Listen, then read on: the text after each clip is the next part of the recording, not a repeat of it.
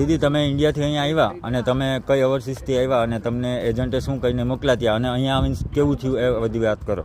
જો હું છે ને યુકોન ઓવરસીઝમાંથી આવી છું, દક્ષિત નામ છે એમનું, અને એમણે મને છે ને તે એ રીતે કીધું હતું કે તમે અહીંયા સ્ટુડન્ટ વિઝા પર જાઓ, તમને 50-60 હજારથી સેલરી તમને મળશે અને તમને છે ને ત્યાં બધી વસ્તુ હોસ્ટેલની બધી વસ્તુ તમને ત્યાં પ્રોવાઈડ કરવામાં આવશે. પણ અમે હું અહીંયા આવીને પછી મને ખબર પડી કે એમના જે એજન્ટ થ્રુએ જે એમના બે પ્યુન જે રાખવામાં આવેલા છે, રાજ અને કુશાલ, એ લોકોએ અમારી સાથે બહુ ખરાબ રીતે ટ્રીટ કરી, કશે અમને સાથ બી નથી આપ્યો અને અમે એમની સાથે કમ્પ્લેન બી કરવાની કોશિશ કરી તો બી દક્ષિત સરે અમારી કશી મદદ કરી નથી.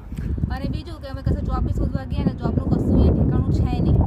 અહીંયા જે બી જોબ મળે છે તેના વેજીસ એટલા ઓછા છે કે અમારા જે ખર્ચીને આવેલા છે તે બી અમારા પૂરા પડતા નથી.